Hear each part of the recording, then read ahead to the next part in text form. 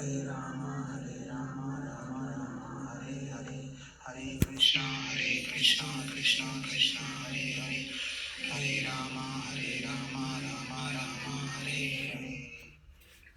निगमकल्पतरोर्गलितं फलं सुखमुखादमृतं तपसंयुक्तं पिबत भागवतं रसमालय मुहुरहो रसिका भुवि भावुकाः. Hare Krishna. Hare Krishna.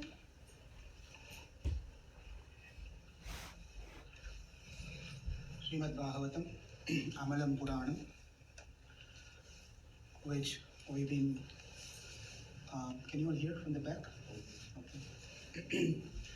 We've been doing this, the first canto. It has 12 cantos. We are doing the first canto. We completed 6 chapters in the first canto. And this is all introduction, how the Srimad Bhagavatam came to existence. And a few weeks back, where we really stopped, is Narada Muni coming and visiting Vyasadeva. Vyasadeva was a little disturbed, disappointed, because of the reason that even in spite of writing so many literatures, he seemed to be lacking something in his service to the community. So he even wrote the great epic Mahabharata, thinking that that's going to give the complete answer for everyone to ultimately receive moksha, bhakti and then moksha. But then still he seemed to be having something lacking in his service. Therefore, while he was contemplating what was going on, Narada Muni arrived at the spot to his ashram.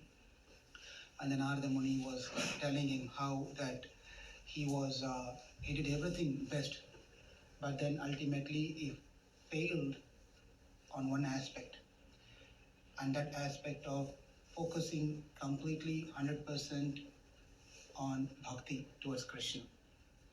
Because his idea was to bring out Krishna consciousness about Krishna in Mahabharata. But then, somehow or other, it just went in a different direction and ended up with all this 125,000 slokas, and then less to speak about Krishna.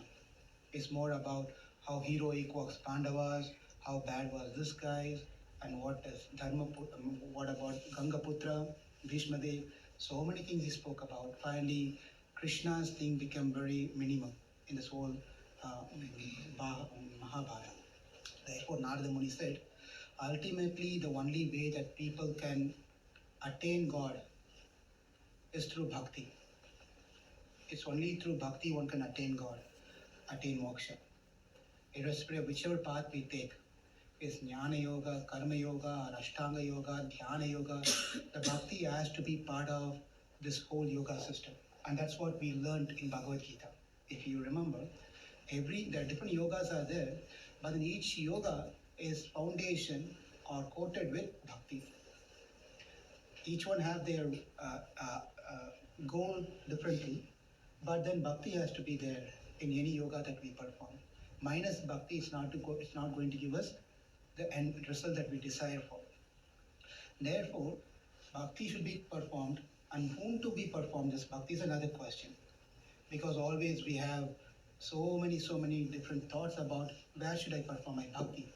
Should my job become my bhakti, right? Karma, whatever I'm doing, my karma, my office, my boss, my etc., because they're paying me, that's where I have to show my bhakti, and that gives me a result. Some people think like that. Some people think, no, family and duties are I have to concentrate, that is my bhakti, I have to perform towards my family and the relationship that I have with my family. That's where I have to show my dedication.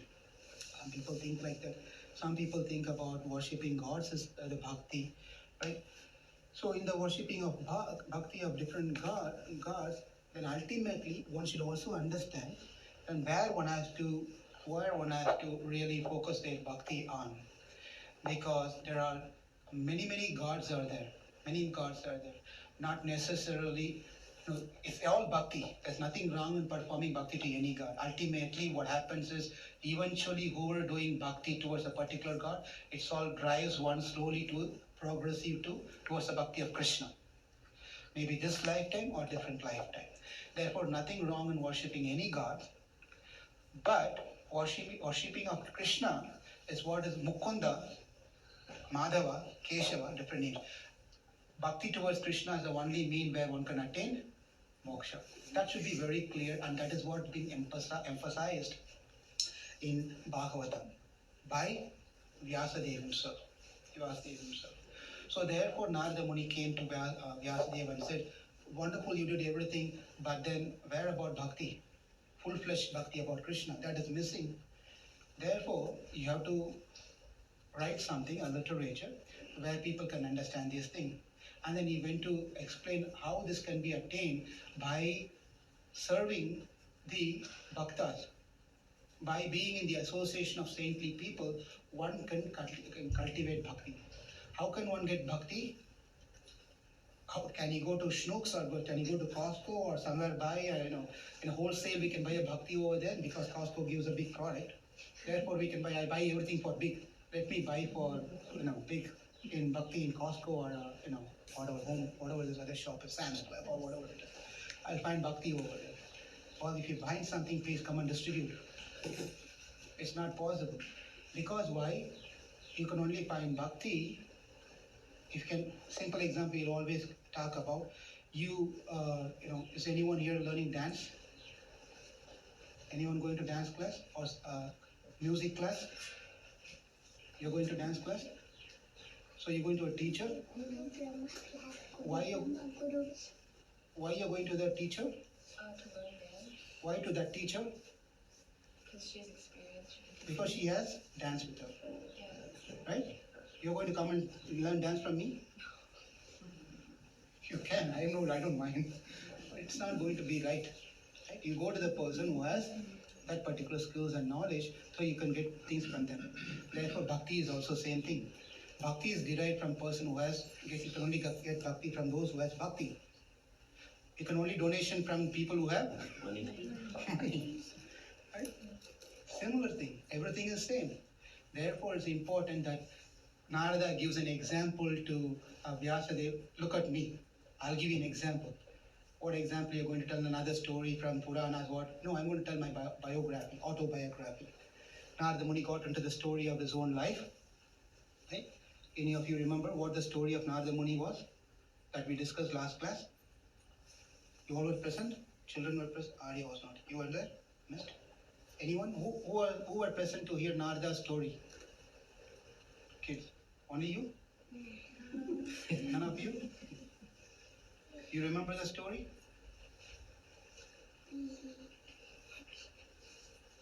Okay. You think so? Okay, you keep thinking. This is all the style. I think so. I may be. This is all future IT contracts, consultants. Right? These are the terms that has been used in market. Never give up. Keep saying I can do it. Well, you don't have skill to do it, but still I will do it. Okay, so coming back to Bhagavatam, out of IT. So here, Narada Muni said, I'm going to tell my story. The story is a very interesting story. He had a mother, right? We just recap what we are doing because we are almost 4 weeks of gap. Everyone remember the story of Narada Muni? Yeah? So Narada Muni said that I was living with my mother. My father is no more, he passed away, and I was young. My mother was a maid servant. And during the Chaturmasya, 4 months, a very dedicated, very special, which is starting in this year, this Tuesday, right? So Chaturmasya, the saints came, and then my mother as serving them and cleaning the things and etc., taking care of them. And then I was also there. My mom said, why don't you go and sit over there and listen to some stories, whatever they're talking, rather than sitting and doing it. So I listened to mother and went there, and I was just listening to whatever the stories they're speaking Bhagavatam. I was listening to them. It was very attractive. Slowly I started listening and learning things. And 4 months of Chaturmasya was over. When it got over, then those saints were leaving to another destination. So as they were leaving, I told them that I would like to come with you. And then they said, no, you have to stay here. Your mom is here. Your mother is here. You have to be with your mother. Your mother doesn't have anyone else. You don't have anyone else other than your mom. please serve and take care of your mom. When the time comes, we will meet. Or it's not necessary any relationship has to be physical. There's a very key important point to understand. Any relationship that we think that relationship means physical, right? Physical, the relationship can be remote, can be Atma to Atma, to be connected to consciousness, our consciousness, right?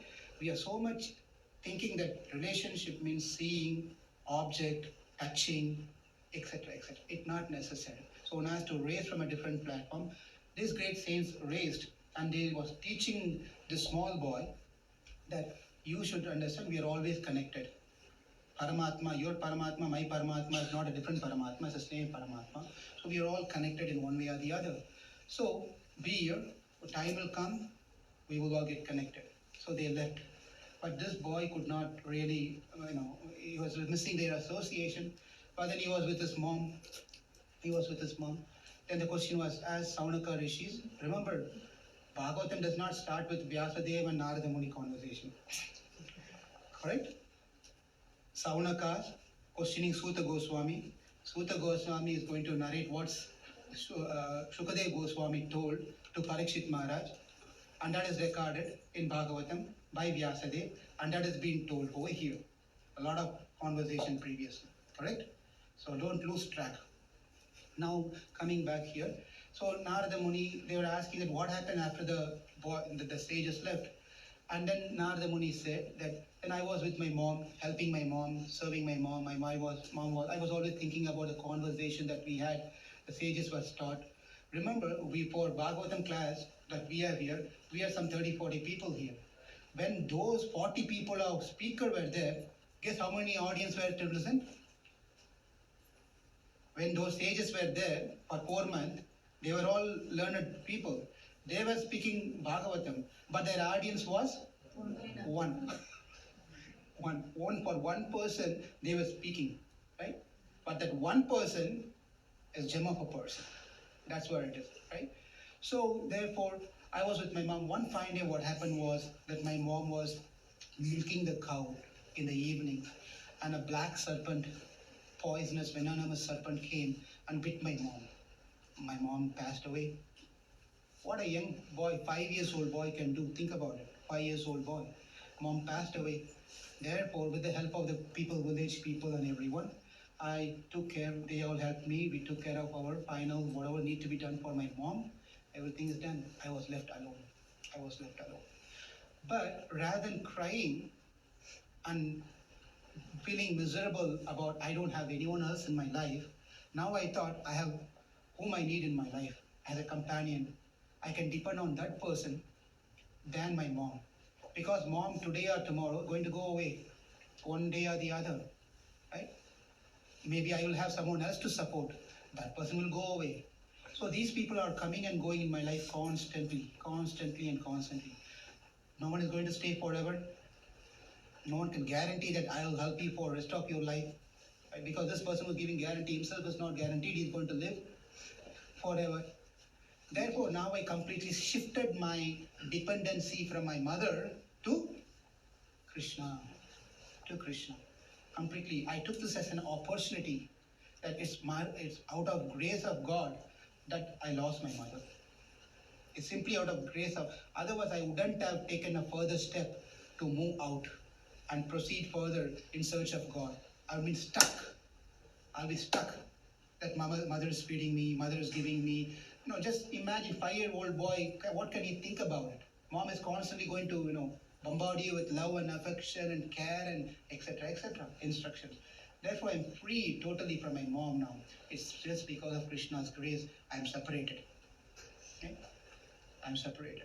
So when we start thinking in our life, some things happens when whom we love, some things happens, we should take that this is all by grace of God, that God giving us an opportunity to get closer to God, not to become against God, and don't try to find another opportunity to get attached or do something else again, get caught into the material world. Right? We have to move on, making an opportunity of things happening in our life that can help us as a stepping stone towards God. Right? I might have told the story where there was a martial arts guru, a teacher, a Chinese teacher, right? This person was very good, expert teacher in teaching martial arts, right? But then there was one boy who's handicapped. He doesn't have a right hand. He doesn't have a right hand, but he has a stronger desire to learn martial arts. Very strong desire to learn martial arts. And then he went to this guru. He said, "My dear guru, my dear sir, I see you have hundreds of students here. They are all doing wonderful martial arts. I would also like to learn this art." And guru said immediately, right? Sure, sure. He said, "Sure, I'll teach you." Can you imagine?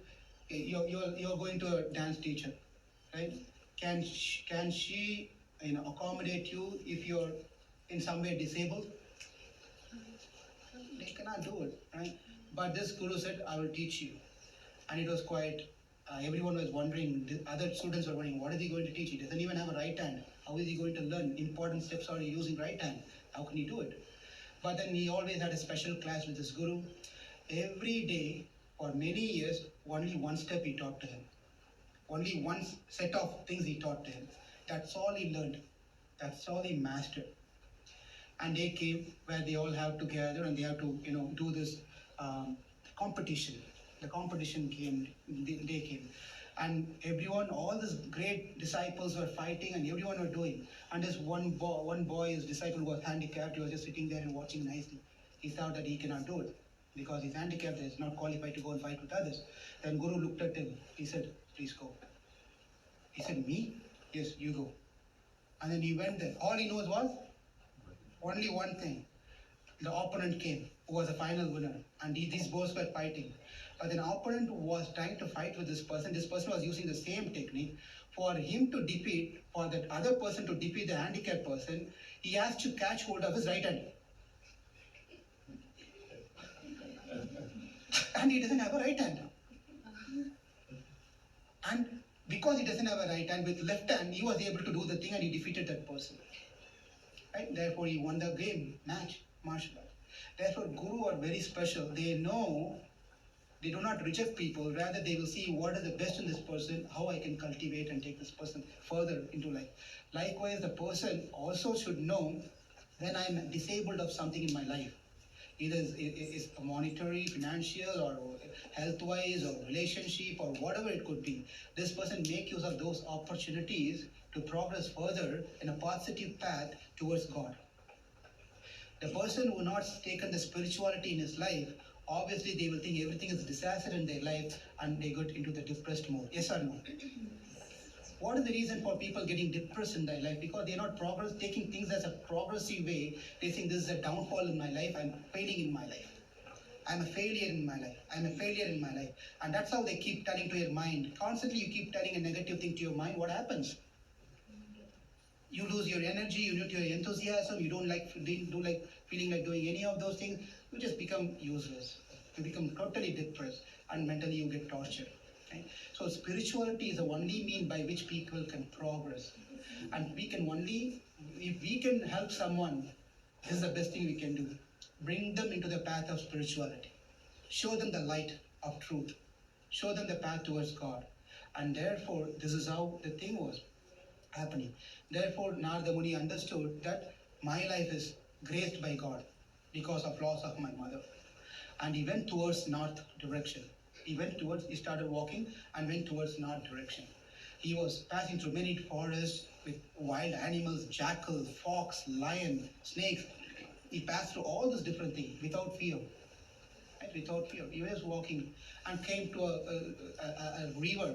And he went through, he was very thirsty, he was very hungry, he don't know what to do. He didn't have any water. Then he saw a river close by.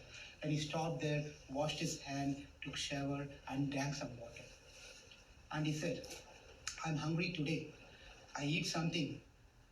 And then after that, rest of the life I should not eat. Again evening comes, I have to eat. Again morning comes, I have to eat. So hunger is going to be constantly there. Thirst is going to be quenched up. Thirst is going to be always there.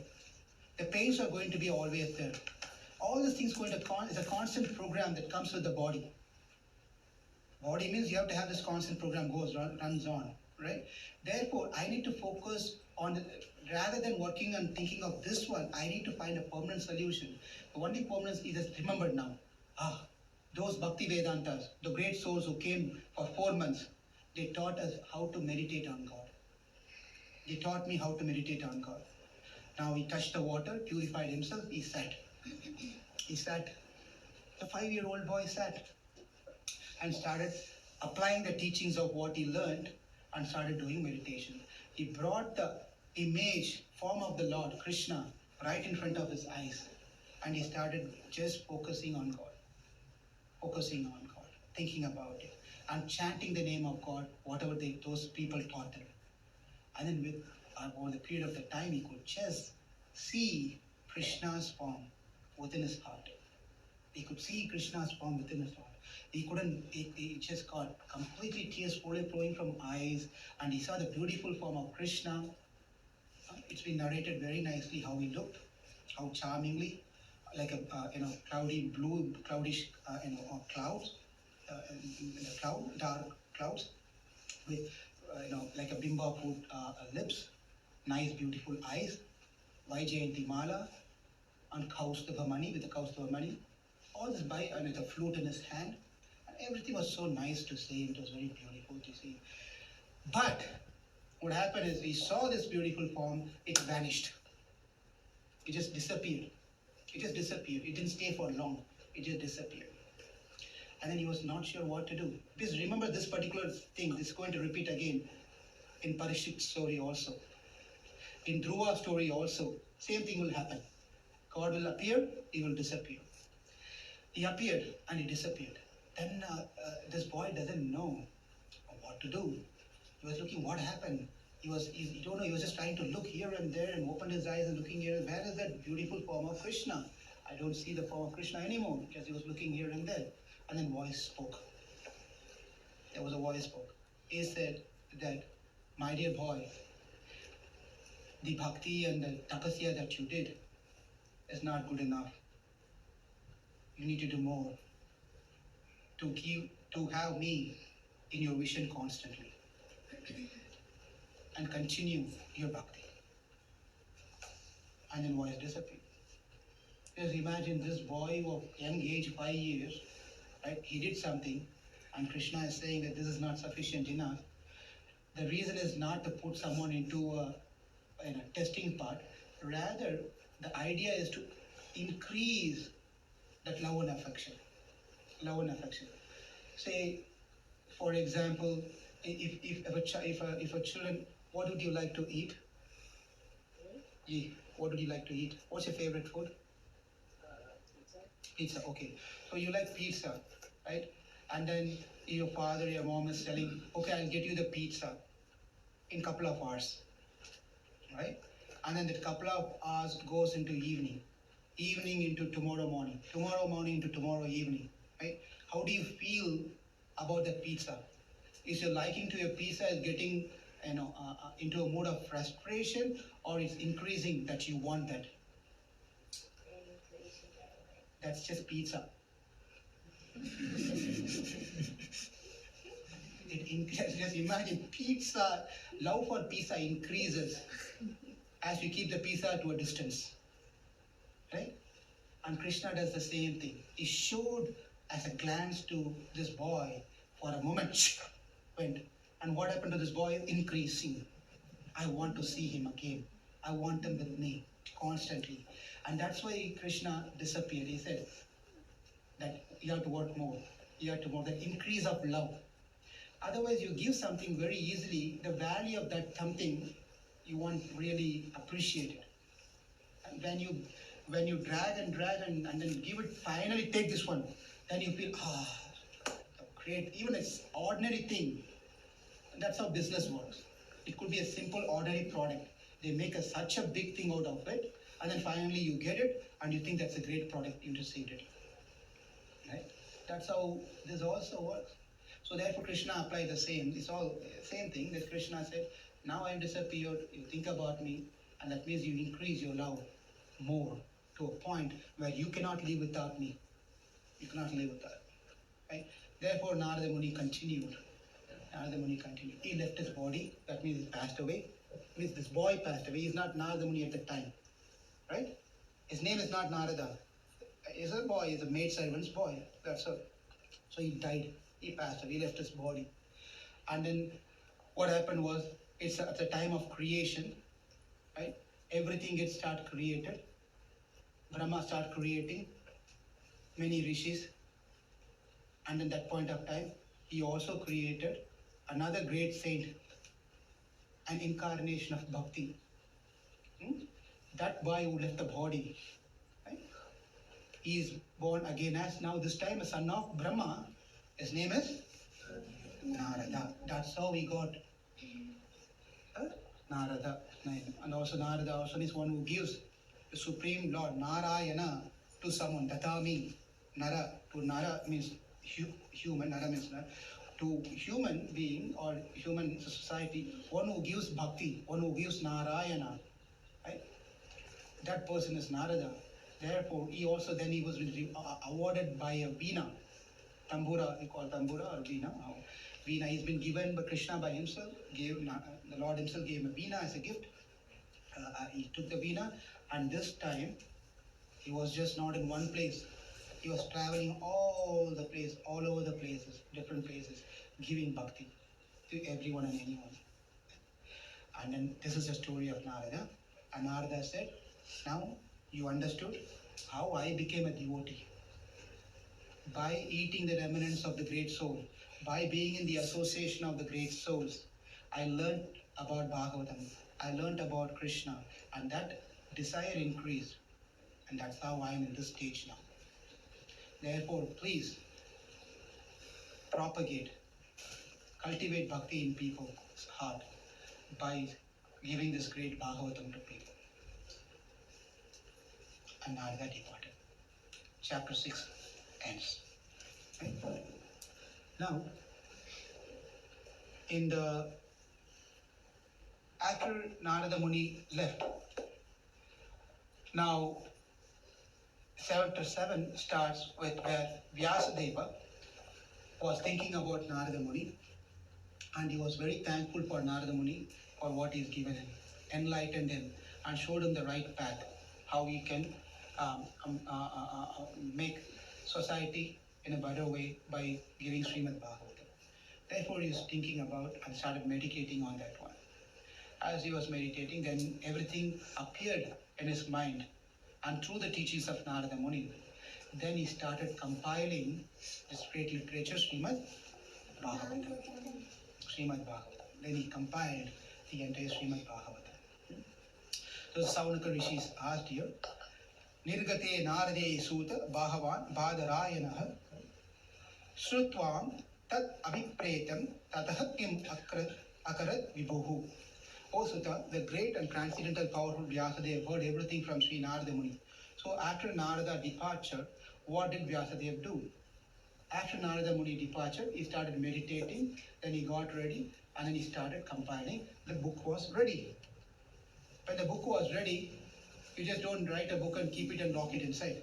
Then you have to do something. Then he was trying to find who would be the person I can teach.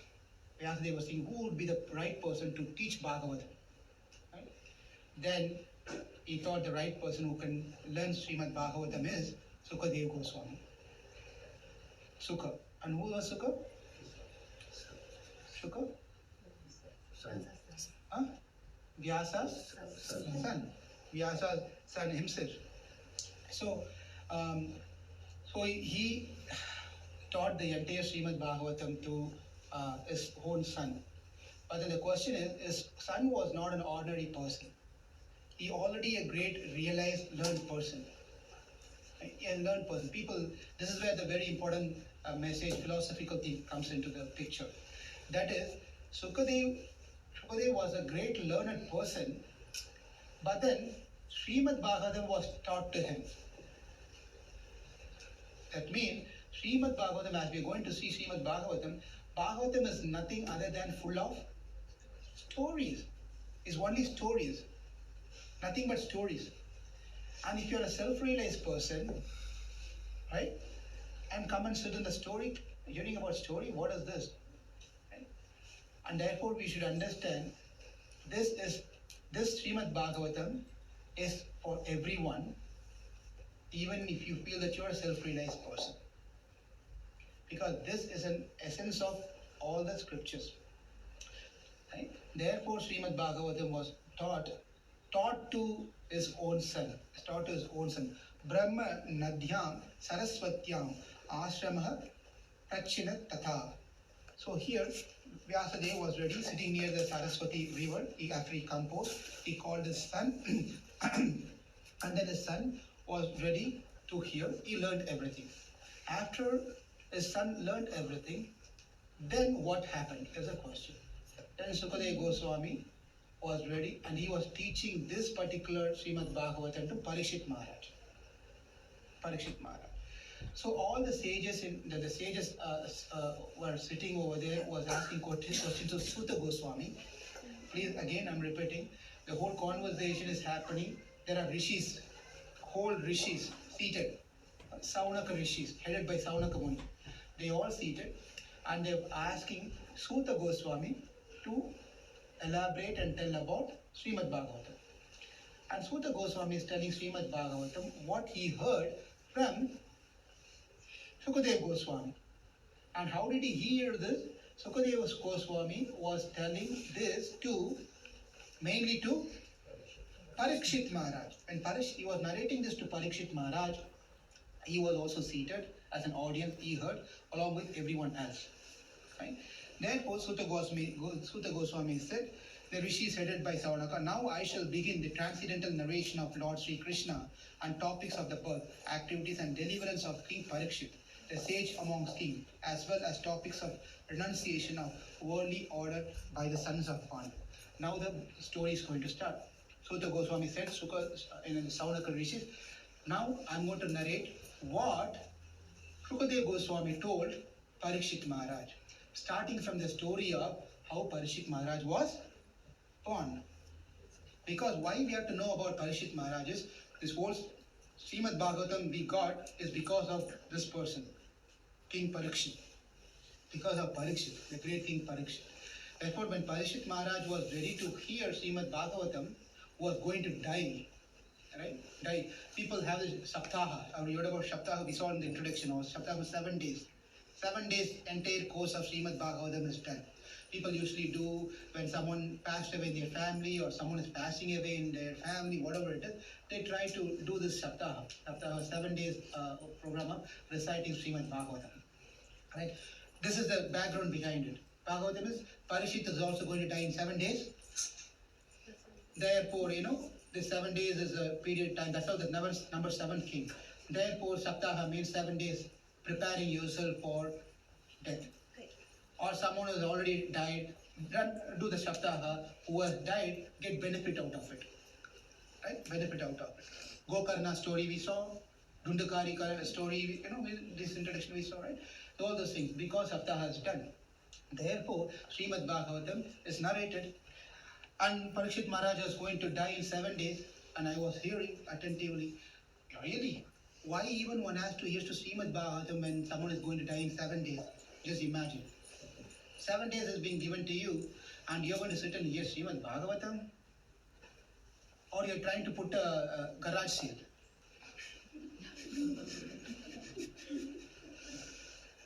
Think about it. What is this? You only have a 7 days time, and you're going to come and sit and hear Srimad Bhagavatam stories and doing nothing else, story time, when you're going to die. Whereas you have to finish writing your will, settling of things, and taking care of your dog and cat and all those different things. All those things has to be done. But Parikshit Maharaj left everything and he said, well, this is more important for me to hear. That means just imagine the importance of Srimad Bhagavatam that should be heard. Whereas Parikshit Maharaj is guaranteed he's going to die in 7 days, are we guaranteed? We are not guaranteed. We're not even guaranteed. We don't know. Right? Therefore, it's very important that to Parikshit Maharaj is very important to Very important to? Why only 1 or 2 people are telling? You're not convinced. In Mahabharata, there's a story. In Mahabharata, one Brahmana came to Yudhishthira Maharaj. It was the closing time of court. The king is sitting there, and then he invites, the case comes, he deals the case, gives the judgment. If Brahmanas come, someone comes, he gives the donation, all those that things happen. And when the court was going to close, at the time when Brahmana came, the Brahmana came and said, I need something, I want to discuss with you, I need some help. And the king said, Yudhishthira said, as per our thing, we are closing. Is office hour, after office hour you came, we don't get overtime paid. Therefore, we are closing. But I'll make you all facilities where you stay tonight and come back first thing in the morning. Yours will be the list, top of the list. You come back tomorrow morning, and then we'll address this one. And then the Brahmana said, thank you, my dear king, and I'll stay here. The Brahmana has been taken care very nicely, and then everyone went to sleep. Next day morning, Yudhishthira Maharaj, when he was getting up, it was a different mood, things for him, that he was just, the whole Hastinapur was this jubilantly like a festive day. It was everywhere there is a festival, musics were going on, and people were enjoying, so many things are going on in the city. And he went to and checked his calendar. Today is not Janmashtami, today is not, whatever it is, this person, nothing is a regular day. On a regular day, why this Hastinapur people are celebrating like a festival? What's going on? And then he called for someone. Bhima was there. Bhim came. He said, hey, brother, what's happening? What are these things happening? What is all this? Who made these things like this? Bhima said, brother, my dear brother, I only did this thing to happen. I told people to enjoy today and do festivals today. But what is the occasion today? Why did you do this one? And then Bhima said, my dear brother, it's very nice that I have a brother who knows his future. What are you talking? Whom you are talking about? Of course about you, my dear Yudhishthira Maharaj. What I think, I know the future. I don't know any future. I don't know what's going to happen tomorrow. I don't know what's going to happen tonight. And what are you telling? I know the future. I am great. I am this. And he started telling great thing about Yudhishthira Maharaj and Bhima. He said, stop. I don't know anything about what's going to happen next moment. If you don't know what's going to happen to you next moment, when the Brahmana came last night asking for help, you told him you will meet with him tomorrow. That means you know that you're going to leave tomorrow. That means you know the future. Therefore, we have to enjoy. We have such a great brother. I don't know his appreciation or a taunting. He said this one. And Yudhishthira said, I don't know if he did this or just mine. Bhima goes to some, lot of nice stories about Bhima's things in Mahabharata. Right? Whose time permits, we'll see another character today as we go through Drona's sons get punished. So, here, what were you talking about? Who remembers? Huh? Parikshit Maharaj 7 days. Therefore, it's the same thing. We don't know. And we put plans so much. Right? So much plans. That means every day we have to have a festival. We know the future, right? Future is like that. Not to say that we don't plan for the future, but we should also understand that future does not go as per our plan. Many times. Therefore, we should understand if Parikshit Maharaj could give us all this time to hear Bhagavatam, then it is important every single person should spend time in hearing Bhagavatam. Therefore, over here, he said, I'm going to tell about Bhagavatam, what I heard from Parikshit Maharaj. Then the story starts. Now Srimad Bhagavatam actual story starts. Ready? Ready. Ready? Very good. It has to be like that. Ready? All right. Bhagavatam starts from where Mahabharata pretty much ended. Where the Pandavas. Now you can sit back, relax, and hear the stories. So Pandavas, after they won the battle, Yudhishthira Maharaj became the king of Hastinapur. And in the battlefield, there was one person who was broken his spine with bleeding blood, ready to pass his last breath any moment. lying on the battlefield, Duryodhana is going to leave his last breath. He's lying on over there. It's not like that the dharma of the Kshatriyas are when you die in the battlefield, now that you bring the body to your house, right?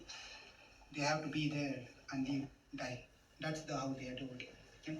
So Duryodhana was lying there, cannot get up, everything is broken in his body, everything is completely collapsed, he's going to die.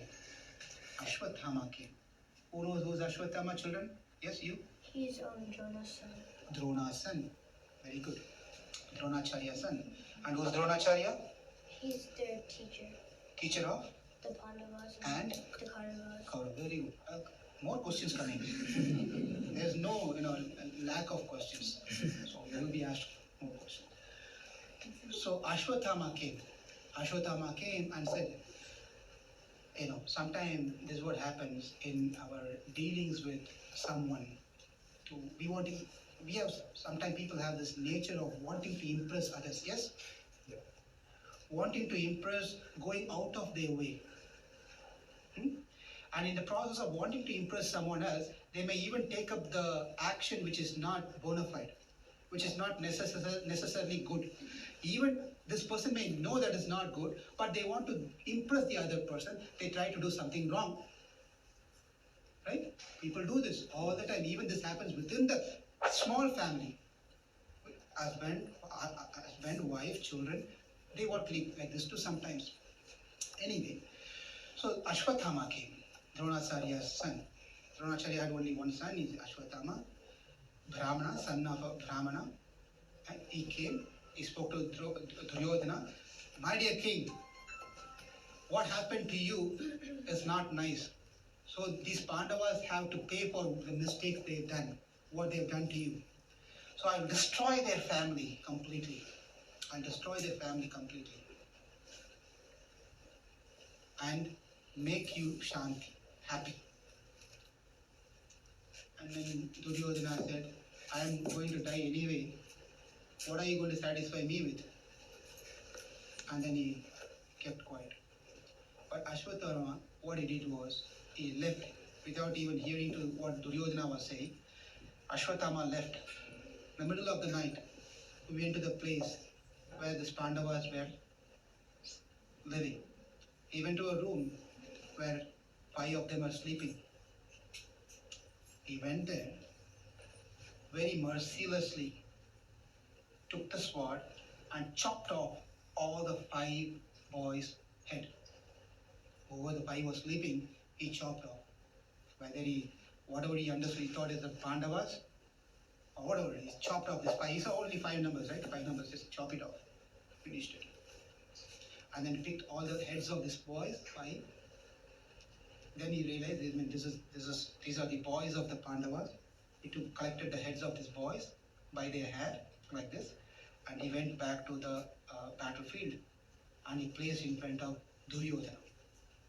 And he said, look what I have done to the Pandavas. They have no generation to continue. They can't do any further. What they have done to you, now this entire Hastinapura will be done. After Yudhishthira Maharaj, no one will be there to rule this. Their dynasty is finished. Be happy, Duryodhana. He said this one. But you will be surprised to hear what Duryodhana said. Right? Duryodhana said, what kind of act you have done? What kind of act you have done? It cannot be forgiven. It's very sinful what you have done. How can you even think of doing this one? You cannot do this one. This is very wrong. Abominable activity. You have to pay for it and you suffer for it. It would have been nice if these boys were there to run the generation of this Kuru dynasty. You finished the Kuru dynasty. I can't do anything. I'm going to die. My family is dead. Someone has to run the dynasty. Hastinapur. And you finished. Who's going to take care of this one? What act you have done? A foolish act. This is not right. He just very upset with Ashwatthama. But meanwhile, on the other end, same, Draupadi went to the room. When he saw the bed sheets were red in color, the blood were dropped everywhere, all fresh, not even dried off, everywhere blood. It appears as someone has taken and run the heads, and she understood her 5 children were dead. Imagine Draupadi's situation. She could not bear the pain, and she started screaming and hitting her head, hitting her chest, and crying out loudly, helplessly, fainting off, getting up, and embracing the body of these children. Doesn't know what to do. Yudhishthira Maharaj came, Arjuna came, Bhima came, Krishna was also there. Krishna came, everyone came there. They were all stunned and shocked of what happened. Killing boys at that too one time when they're sleeping cannot be forgiven. So Arjuna, seeing Draupadi's condition, obviously mother is more have that pain. Fathers have a little stronger nature. Therefore, he understood what Draupadi was going through in her situation emotionally. He started as a king, as a warrior. He said to Draupadi that, my dear wife, my dear queen, don't worry. Whoever did this, such an abominable act, I will bring that person and put on your feet and chop his head. I will do that right away. Then he told, let's go, Krishna. And they got ready, got on everything ready, took the armor and took the sword and Gandiva and everything he took. They got chasing, running on the path of following the things. In the distance, Ashwatthama could understand and see that Arjuna is coming. But he don't know what to do. He don't know what to do. He was just running. He was going in his own chariot and in his horse, and the horse became so tired. Ashwatthama's horse became so tired. He couldn't move any further. Then he left the horse and he was trying to run. How much he can run? But Arjuna is chasing. Then the only way he thought is, I have to survive. I have to save myself. How to do this one? We cannot fight with Arjuna with ordinary weapons.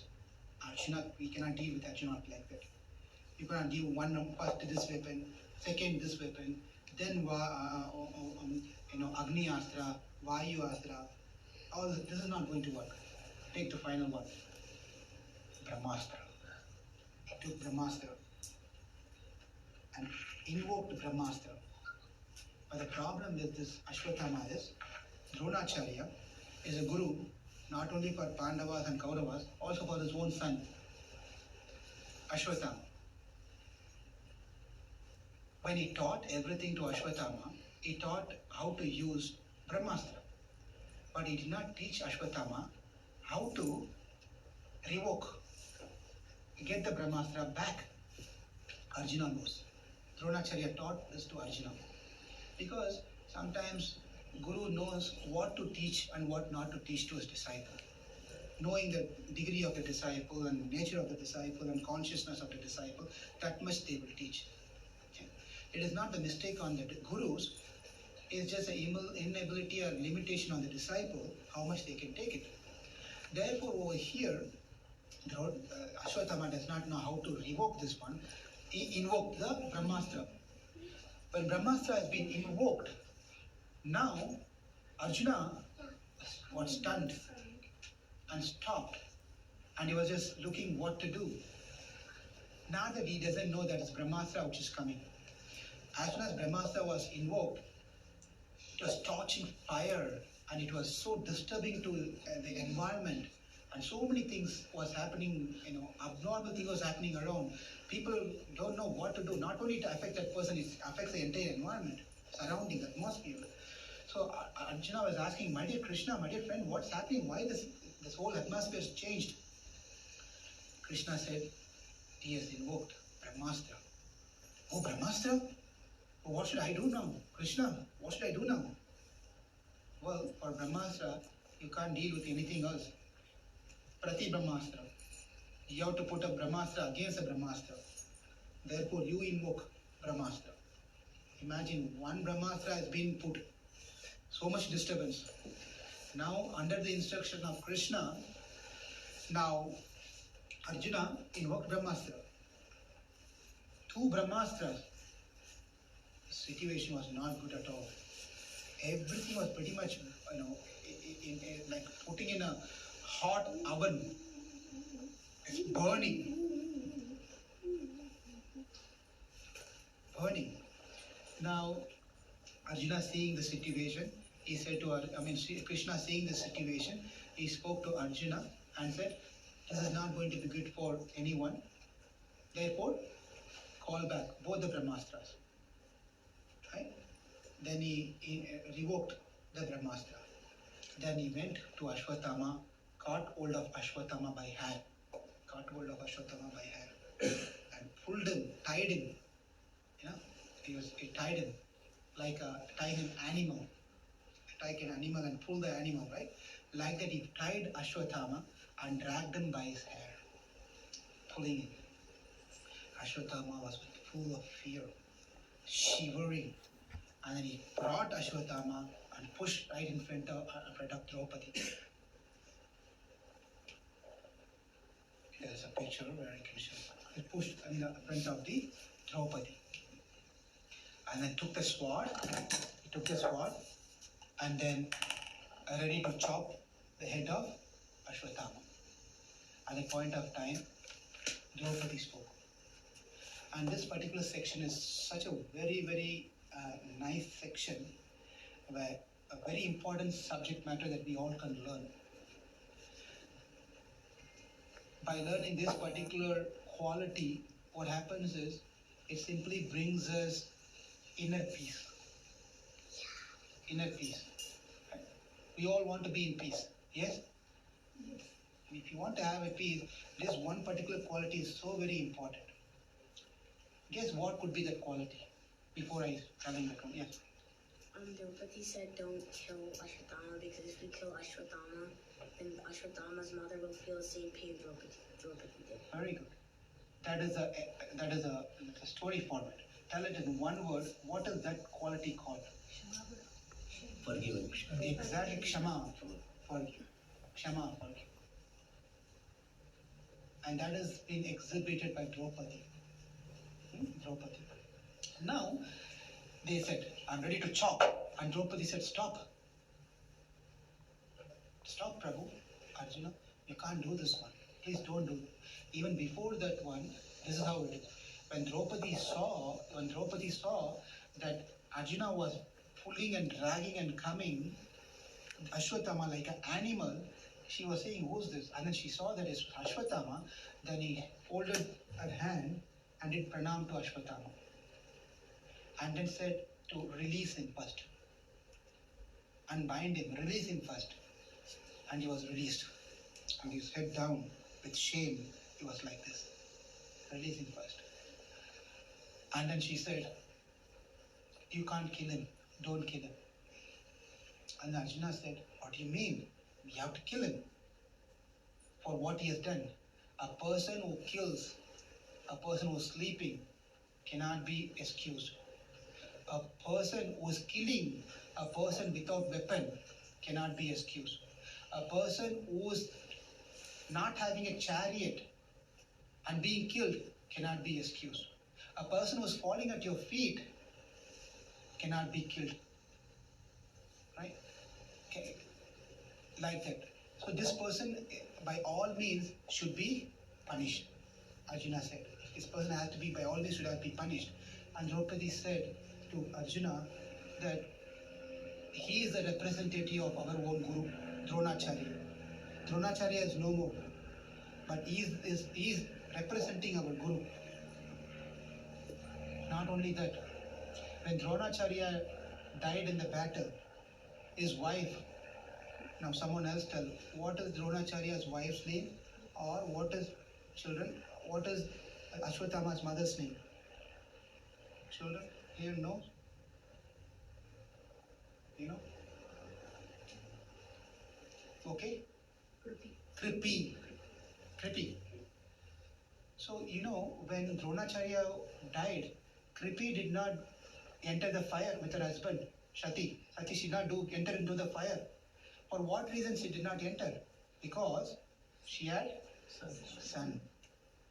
She loves her son. She wants to take care of the son. Otherwise, she would have died long back. By you killing Ashwatthama, what's going to happen to Kripi? She will die. And this is what we are going to do as a Guru, thanking our Guru. This is not what we have to do. So what to do? Forgive. Kshama. Forgive. Forgive him. And then immediately Yudhishthira Maharaj said, I double it. I support what Draupadi says. We cannot kill him. We have to let him go. Forgive. All the brothers agreed, except one brother.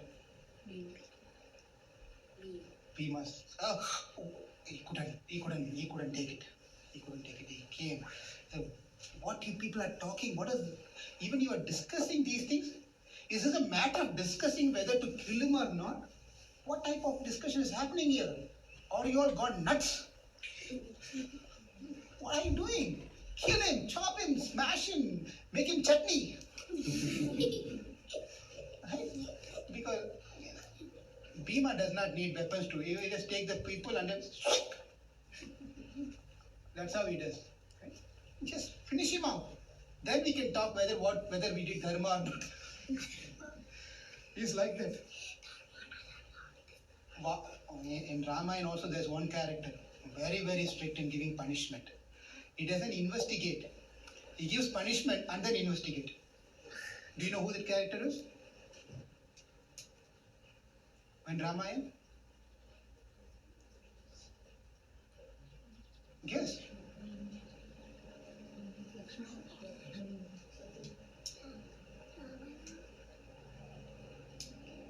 Sugriva. Sugriva is like that. Sugriva is like that. Anyway, so Bhima was similarly like that. Finish it and then we can talk about, whether we did correct or wrong. Like that, Bhima was speaking. Then they were saying, no, we should not do this one. And then they all turned back to one person who was not talking there. Who is it? Krishna. Krishna has a big problem. Krishna is, in Bhagavad Gita also, if you observe in Bhagavad Gita, you could understand how he was dealing Bhagavad Gita. He go to consulting to Krishna, okay? And they all went, we have difference of opinion, conflicts of interest. Right? They are telling kill, they are telling not to kill. What to do? They took Krishna and wanted to take Krishna's advice. And Krishna said, like in Bhagavad Gita, if you want to kill, you kill. If you feel you don't want to kill, don't kill. If you want to do karma yoga, you do karma yoga. If you want to do jnana yoga, do jnana yoga. If you are interested in bhakti yoga, do bhakti yoga. If you want to surrender, you surrender to me. I given all the option. Pick whatever you want. Remember? Yes? Krishna says, do what you feel to do. They must have all thought, you don't need to tell that. We know that. We know that part. That is because it's not that Krishna doesn't want to give his opinion. Krishna has again always pushed people to a point of how much they really follow the dharma.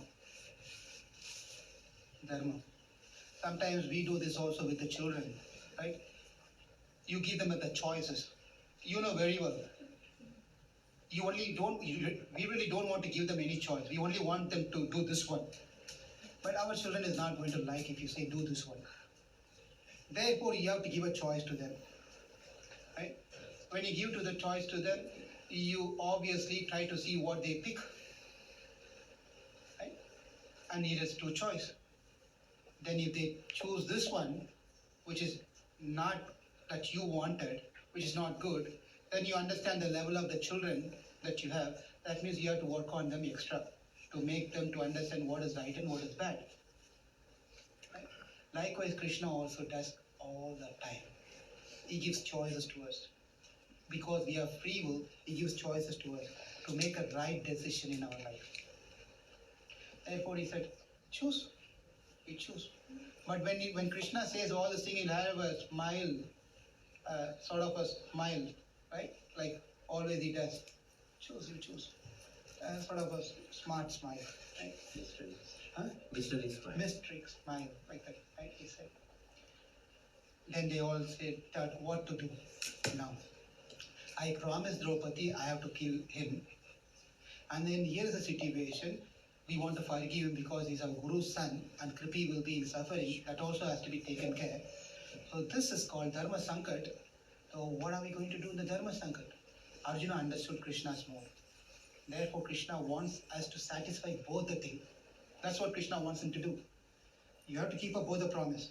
You want to give Shama, forgive, and you have to kill him.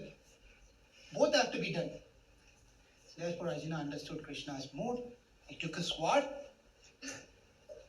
and he was thinking he's going to kill. All the audience or people around him were thinking they're going to kill him. And he took the sword and chopped off his hair. Some part of his hair, Ashwatthama's hair. Removing the part of a hair to a Kshatriya, not Kshatriya, to anyone for that matter, it means you're treating them as an animal or disrespect or insulting that person or to the degree of that person is as good as being killed. For a person to do like that, shave off a half of your head, off of your mustache and off of your all these things, that means you've been killed. Literally you've been killed. Literally you've been killed. In those days, in villages they have this one. Sometimes in the villages they have this thing. If someone has done a real bad act, what they do is they shave off half of his head, mustache, eyebrows, everything, and put him dots, colored dots on his face, and then just with some a little bit of cloth on his waist, and make him sit on top of a donkey and roam around the village. Make him such a that means you're just as good as killing him off, right? Insulting him. Like that, Ashwatthama was removed all those things, and then also he had a special money, meaning a jewel on his head, forehead. By birth he had this one. He was effulgent with that jewel, right? With the jewel, and he is proud about having a special jewel on his forehead, and he removed that jewel also. After doing this one, Ashwatthama lost his luster. He lost his all those things. He became like an ordinary person. And he's been sent away. While he was sent away, over here, they were getting ready for doing the final rites for the 5 sons. They were doing all these things. With all their gurus, they gathered everyone. They did whatever the pujas, whatever need to be done for these 5 children. The pain of what they had cannot be taken out. It's like a scratch on their heart, losing these 5 children in their life. Everything was done. It was time. They all have to go and continue doing whatever they need to do. Krishna was ready to depart Hastinapur and ready to go to Dwaraka. He got into his chariot. To leave Hastinapur. But story is not over yet. The Pandavas and Draupadi and Krishna, everyone forgave. Who? Ashwatthama. But Ashwatthama was greatly insulted. Yes? According to him, humiliated. Highly humiliated. Very much. He cannot take it. He couldn't take it. He literally couldn't take it. Just a great insult for him. If you're insulted like this, obviously you want to take revenge.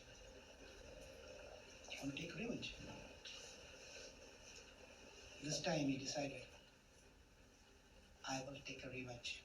I killed the 5 children of Pandavas, but there's one left, which is going to come soon.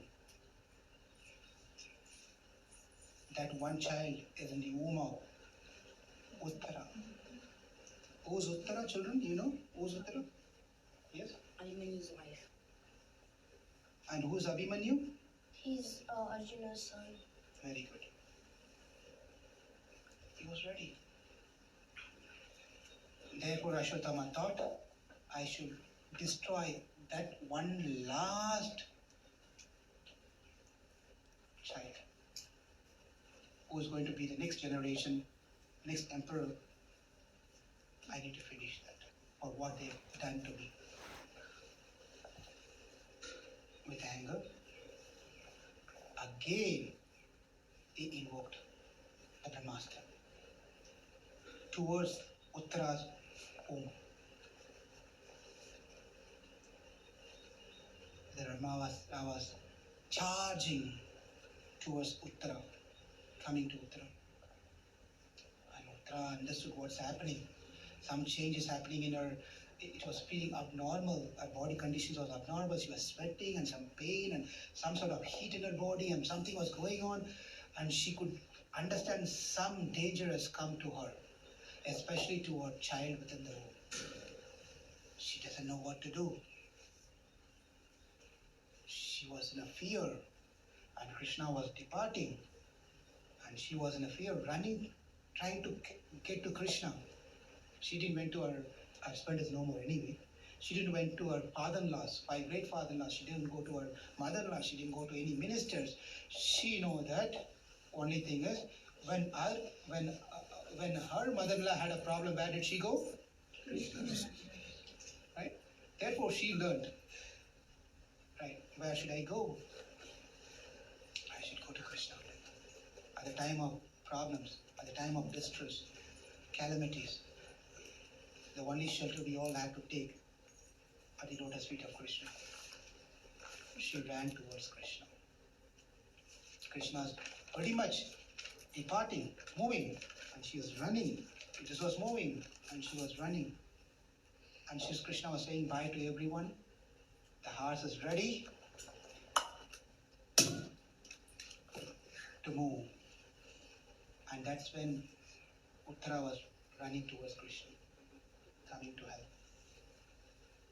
Let's see what happens next week. Will the child in the womb get saved? Did Krishna stop or did Krishna went away? What happened to Ashwatthama after that? Come back next Saturday. Hare Krishna. Thank you all very much. Always think about Krishna. Never forget Krishna. Chant the name of Krishna. Hare Krishna, Hare Krishna, Krishna Krishna, Hare Hare, Hare Rama, Hare Rama, Rama Rama, Hare Hare.